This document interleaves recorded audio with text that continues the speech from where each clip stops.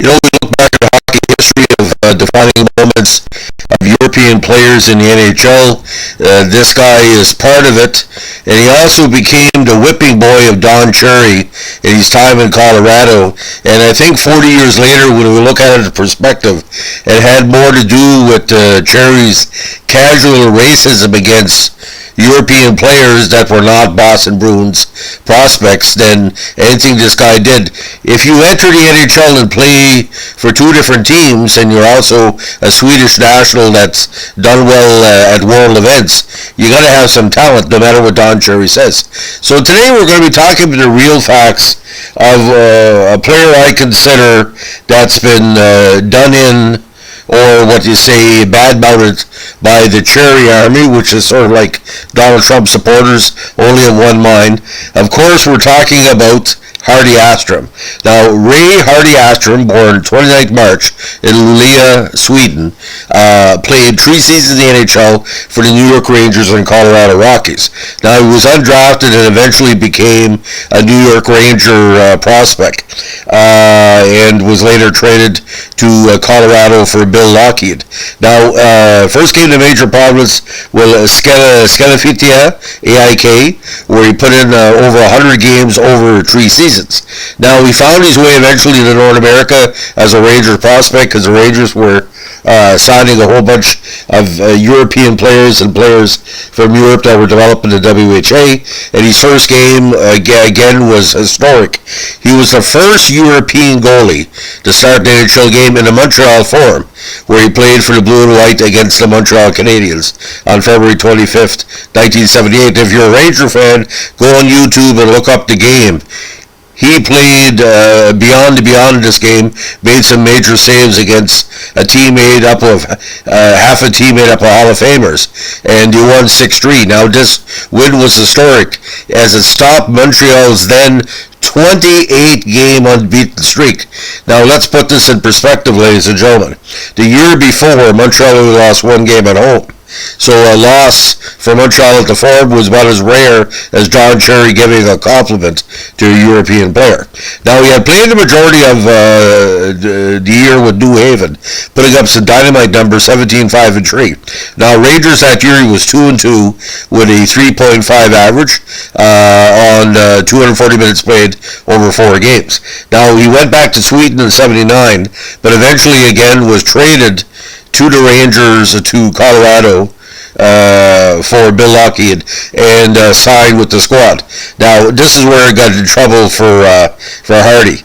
Over 79 games in 2 seasons, he went 15, 42, and 12 with a 3.77 average with 87% save percentage.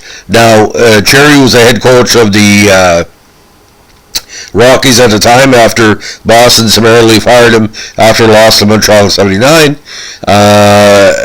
According to Cherry and some media reports, he had a tendency for letting in shots taken from behind the blue line, which, if you know your history, Jacques Lemaire, Tony Esposito, can be a little bit dangerous. But Cherry once said that he was so bad he was the Swedish sieve.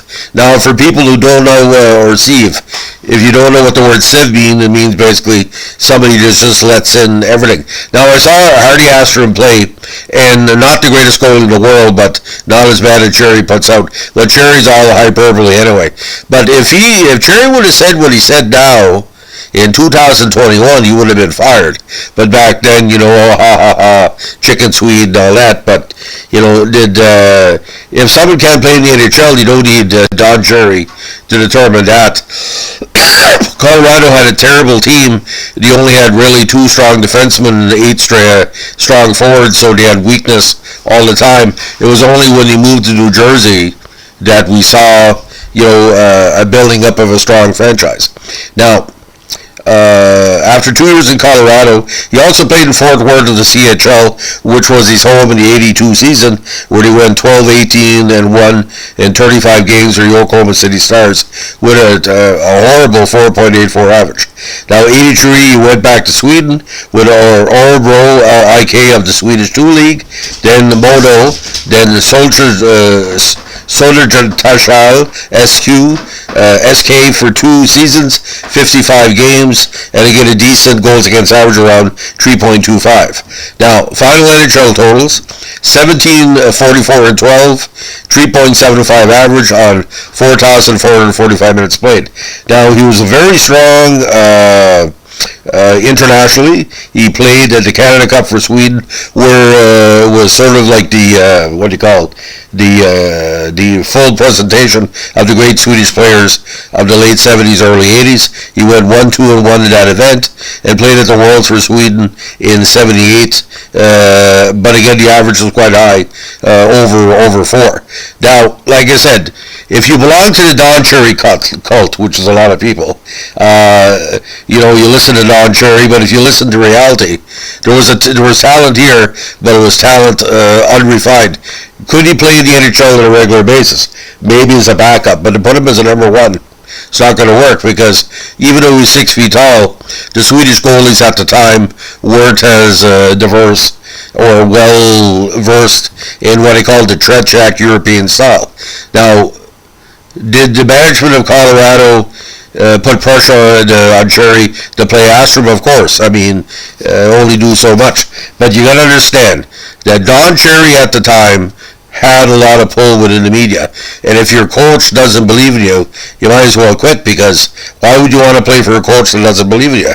Or quit or be traded? And nobody was going to take Astrom in a trade, because again, the only team you could take it was maybe Toronto, but Toronto already had started experiment with Yuri Sierra, which of course I think is the worst Czechoslovakian goalie in the history of the NHL. But like I said, that was a failed experiment too. So you weren't going to see any transfer. And again, like I said, I'm not here to judge Astrom or Don Cherry. The results span for itself. He put up some terrible numbers. Certain situations he played terribly, but did that make him a terrible person? Of course not. You play in the NHL, you deserve respect. So I'm showing respect to Hardy Astrom that Don Cherry never showed him. And that game against Montreal, you can never take that away. Everybody who watched that game, especially Ranger fans, loved seeing Montreal get it on their snout, as we like to say. And for that, he's part of NHL history. So if you like what we're doing with our podcast here, give us a like, comment, and subscribe. Watching in New Brunswick today, unfortunately, we had a snowstorm came in overnight. And if you're in the States and wondering, April 17th in Canada, why it's still snowing, well, it's Canada. Have a good day. Bye.